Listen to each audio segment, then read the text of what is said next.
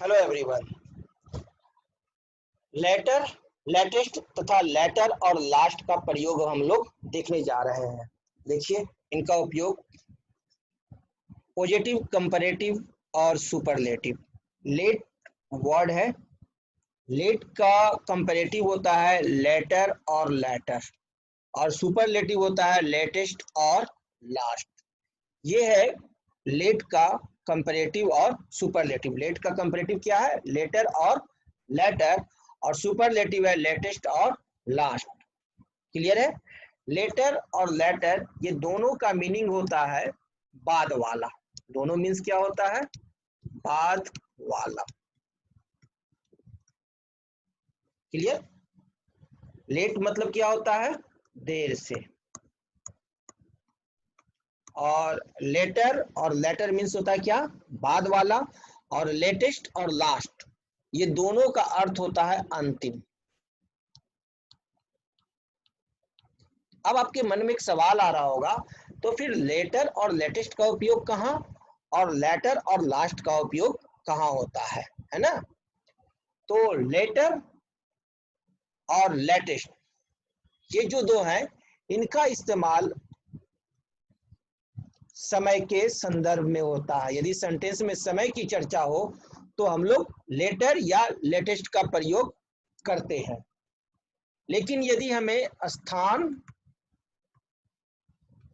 या क्रम को बताना हो तो हम लोग लेटर या लास्ट का प्रयोग करते हैं। ये ध्यान देंगे कि लेटर और लेटर दोनों मीन्स क्या होता है? बाद वाला। और लेटेस्ट और लास्ट दोनों मीन्स क्या होता है? अंतिम। लेकिन यदि समय की चर्चा हो सेंटेंस में तो हम लोग कंपैरेटिव में लेटर और सुपरलेटिव में लेटेस्ट का प्रयोग करते हैं। यदि सुपरलेटिव सेंटेंस हो तो लेटेस्ट का, और कंपैरेटिव हो तो लेटर का। और स्थान या क्रम को दर्शाना हो तो लेटर या लास्ट का प्रयोग किया जाता है। देखिए, कुछ एग्जाम्पल मैं दिखाता हूं। You are later than I expected, यानी समय के हिसाब से बाद में। You are later than I expected, the book is of later than that, that यानी समय के हिसाब से बाद वाला बुक है ना? The book is of later that than that, क्योंकि मैं बता चुका हूं कि लेटर और लेटेस्ट है ना, LATER लेटर और लेटेस्ट, ये दो चीज का इस्तेमाल जो होता है, लेटर आपका कंपैरेटिव हो गया और लेटेस्ट आपका सुपरलेटिव हो गया, ये समय के संदर्भ में होता है। क्लियर है? This is the latest news, समय के हिसाब से अंतिम, यानी लेटेस्ट करने का मतलब अभी तत्काल का न्यूज है। This is the latest news, समय के हिसाब से अंतिम news. I don't know the latest position of the train, अंतिम स्थिति समय, यानी अभी वर्तमान समय स्थिति क्या है ये मैं नहीं जानता हूँ। लेटेस्ट समय के हिसाब से, है ना? तो आप देख रहे हैं यहाँ पर दोनों लेटेस्ट का उपयोग है, जो कि क्या है? सुपरलेटिव है, डिग्री ऑफ एडजेक्टिव है। और यहाँ इन दोनों में देख रहे हैं लेटर है, जो कि आपका कंपैरेटिव डिग्री ऑफ एडजेक्टिव है। और ये लेटर और लेटेस्ट ये दोनों किसके लिए? समय के स्थिति को बता रहा है। क्लियर है?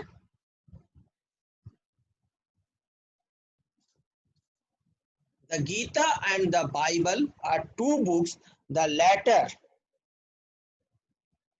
is in Latin.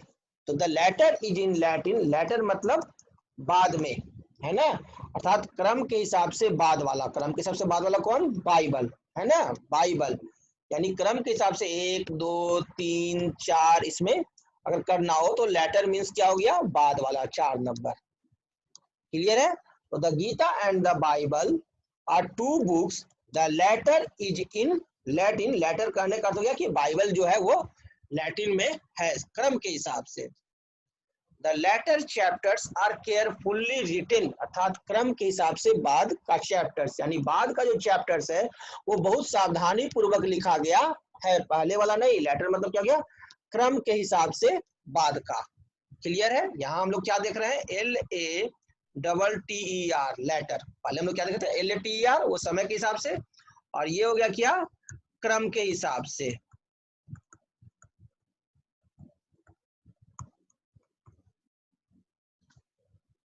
The last chapter is lacking in interest, अर्थात क्रम के हिसाब से अंतिम चैप्टर। लास्ट मतलब क्या हो गया, क्रम के हिसाब से। तो लेटर और लास्ट ये दोनों क्या हो गए आपको क्रम के हिसाब से, और ये लास्ट क्या हो गया, सुपरलेटिव डिग्री ऑफ एडजेक्टिव का, और लेटर क्या हो गया, कंपैरेटिव डिग्री ऑफ एडजेक्टिव का वर्ड। क्लियर है। देखिए, ours is the last house in the street या ours is the latest house in the street. अब इन दोनों का मीनिंग क्या है आप बताइए मेरे को। Hours is the last house in the street ये भी सेंटेंस सही है, और hours is the latest house in the street ये भी सही है। अब दोनों का मीनिंग लेकिन दो है। क्या है, ये जो लास्ट है यानी ये क्रम के हिसाब से है, लास्ट जो है ये सुपरलेटिव है और ये क्रम का हिसाब से है ना। लेट का सुपरलेटिव क्या है, लास्ट। इसका मीनिंग हो गया कि हमारा मकान इस सड़क के अंत में है, यानी अंतिम छोर पर है। हमारा मकान इस सड़क के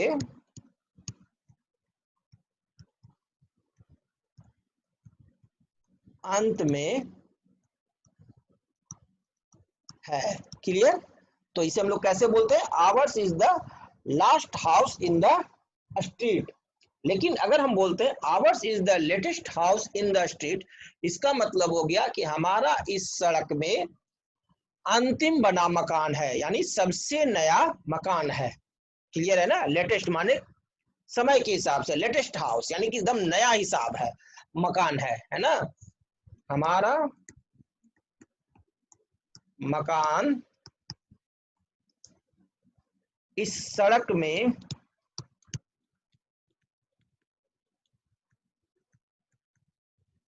सबसे अंतिम बना हुआ मकान है, यानी सबसे बाद में मकान किसका बना, तो मेरा मकान बना। तो सबसे बाद में बना तो सबसे नया मकान किसका हुआ, मेरा मकान हुआ। अंतिम बना हुआ मकान है, दैट मीन्स सबसे नया मकान। यही हुआ ना, सबसे नया मकान। क्लियर है। तो ये डिफरेंस है लेटेस्ट और लास्ट में। क्लियर है। अगर हम लोग बोलते हैं last year, last month, last night, तो ये सब सही है। ठीक है, क्योंकि लास्ट ईयर का मतलब हुआ पिछला साल, पिछला साल। क्लियर है, एकदम लेटेस्ट हो गया पिछला साल। पिछला महीना, लेटेस्ट पिछला महीना है ना, और पिछली रात यानी कल की रात। क्लियर है, ये सारे सेंटेंस सही है।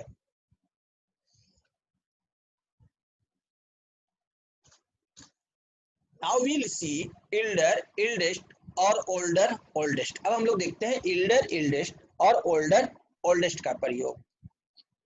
Positive, comparative, superlative. देखिए, ओल्ड मतलब क्या होता है, पुराना। अब इसी ओल्ड का कंपैरेटिव है इल्डर और सुपरलेटिव है इल्डेस्ट, और आपका कंपैरेटिव है ओल्डर और ओल्डेस्ट। ठीक है, इल्डर और ओल्डर कंपैरेटिव है, और सुपरलेटिव क्या है, इल्डेस्ट और ओल्डेस्ट। इल्डर और इल्डेस्ट का इस्तेमाल सिर्फ मनुष्य के लिए तथा एक ही परिवार के सदस्यों के लिए होता है। ये ध्यान देंगे कि ये ऊपर वाला जो इल्डर और इल्डेस्ट है, इसका प्रयोग किसके लिए होता है, सिर्फ मनुष्य के लिए। एक चीज तो सिर्फ मनुष्य के लिए, और दूसरा एक ही परिवार के सदस्य के लिए हम लोग इल्डर और इल्डेस्ट का प्रयोग करते हैं। एक ही परिवार के सदस्य के लिए, अलग अलग परिवार के सदस्य के लिए नहीं, दोस्त के लिए नहीं। और ओल्डर और ओल्डेस्ट का इस्तेमाल मनुष्य, जानवर और वस्तु सभी के लिए होता है। क्लियर। ओल्डर, ओल्डेस्ट का इस्तेमाल मनुष्य, जानवर और वस्तु के लिए होता है, यानी सब जगह अप्लीकेबल है। लेकिन इल्डर और इल्डेस्ट सब जगह अप्लीकेबल नहीं है, ये सिर्फ मनुष्य में अप्लीकेबल है और एक ही परिवार के सदस्य के लिए। इल्डर और ओल्डर दोनों कंपैरेटिव डिग्री में है, इल्डर भी कंपैरेटिव डिग्री में है और ओल्डर दोनों। और हम जानते हैं कि जब एक वस्तु का दूसरे वस्तु से तुलना करते हैं तो कंपैरेटिव डिग्री का इस्तेमाल होता है, ये जानते हैं। तथा कंपैरेटिव डिग्री के बाद देन लगता है, और कंपैरेटिव डिग्री के बाद क्या लगता है? देन लगता है। लेकिन यहाँ सबसे जरूरी बात है कि इल्डर के बाद देन का इस्तेमाल कभी नहीं कर सकते हैं, ये याद रखेंगे कि इल्डर के बाद देन का इस्तेमाल हम लोग कभी नहीं कर सकते हैं। अगर देन का प्रयोग आवश्यक है तो इल्डर के जगह पर हम लोग ओल्डर लिख देंगे, चाहे वे एक ही परिवार के सदस्य क्यों नहीं हो, चाहे वो एक ही परिवार के सदस्य क्यों ना हो, इल्डर के जगह पर क्या लिख देंगे? ओल्डर। ठीक है। और इल्डर के बाद हम लोग देन का प्रयोग करते हैं? नहीं करते हैं। जैसे मान लीजिए कि राम और श्याम ये दोनों जो है भाई है, ये दोनों क्या है? भाई है। और हम यहाँ कहते हैं राम बड़ा भाई है और श्याम छोटा भाई है, तो हम कहते हैं Ram is elder than Shyam. बताइए ये सेंटेंस सही है? गलत है ना? क्यों? क्योंकि अगर दोनों भाई है तो वहां इल्डर तो प्रयोग करेंगे, लेकिन देन का प्रयोग करना वर्जित है इल्डर के बाद। तो ऐसी स्थिति में हम लोग क्या लिखें? अगर हमें करना ही है, देन लिखना ही है, तो इल्डर के जगह पर हम लोग ओल्डर का प्रयोग करते हैं। क्लियर है? इल्डर की जगह पे क्या प्रयोग करते हैं? ओल्डर का, चाहे कि दोनों एक ही परिवार का सदस्य क्यों न हो। यानी करेक्ट सेंटेंस क्या होगा? Ram is older then Shyam. Clear? ये सेंटेंस हमारा सही है, ये हमारा गलत है। क्लियर? नहीं तो इस तरह से लिख सकते हैं राम इज, अगर इल्डर ही लिखना है तो हम लोग लिखेंगे क्या? राम इज श्याम्स, श्याम का श्याम्स इल्डर ब्रदर, ये लिख सकते हैं। Clear? Ram is Shyam's elder brother.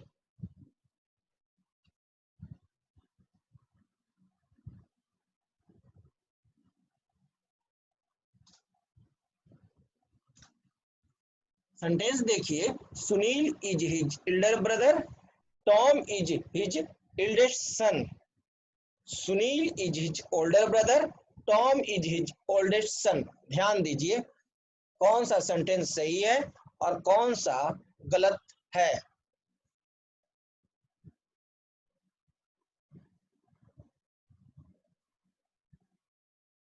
बताइए। Sunil is his elder brother सही है, क्योंकि भाई है, एक ही परिवार का सदस्य है।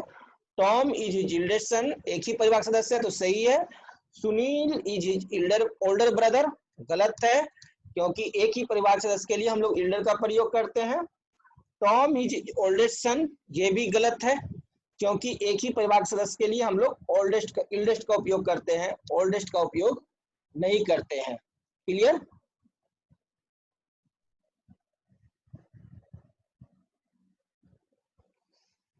एक एग्जाम्पल और देखिए, my brother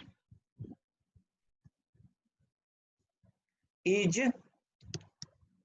older than I. क्या ये सही है? बताइए। सही है। क्यों सही है?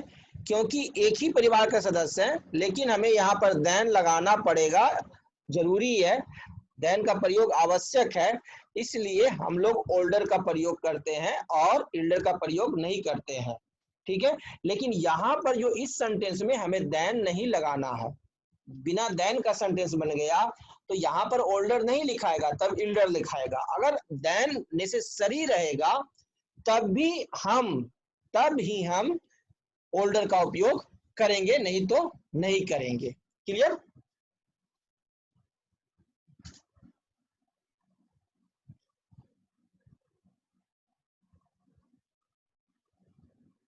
देखिए सेंटेंस मैं देता हूं, this is the oldest church इन कलकत्ता। वस्तु सूचक है ना, Calcutta, this is the oldest church, वस्तु सूचक पुराना सा चर्च है, उसके बारे में कहा जा रहा है, तो यहाँ ओल्डेस्ट का प्रयोग होगा, क्योंकि हम जानते हैं कि ओल्डर और ओल्डेस्ट का उपयोग वस्तु, जानवर, मनुष्य सभी के लिए होता है। नेक्स्ट देखिए एक example, this book is older then that. क्या ये सही है? बताइए, क्या यह सेंटेंस सही है? सही है, क्योंकि ओल्डर का उपयोग बुक के लिए उपयोग है, वस्तु के लिए, तो सही है। ओल्डर के बाद देन लगा हुआ है, सही है। क्लियर है? नेक्स्ट एक सेंटेंस और देखिए, Ram is the oldest boy in the class. अब यहां देखिए ओल्डेस्ट का प्रयोग है, क्लास में एक परिवार का सदस्य नहीं ना है, क्लास का सदस्य है, तब तो ओल्डेस्ट लग सकता है ना। और यहाँ पर द लगा हुआ है, तो सुपरलेटिव के पहले द लगता है, सही है। क्लियर है? और यहाँ पर हम लोग एक ही परिवार का सदस्य नहीं है, इसलिए हम लोग ओल्डेस्ट का उपयोग करेंगे। हम लोग जानते हैं कि ओल्डर और ओल्डेस्ट का उपयोग कहाँ करते हैं? मनुष्य, जानवर और वस्तु सभी के लिए, लेकिन एक ही परिवार का सदस्य नहीं होना चाहिए। क्लियर? Thank you.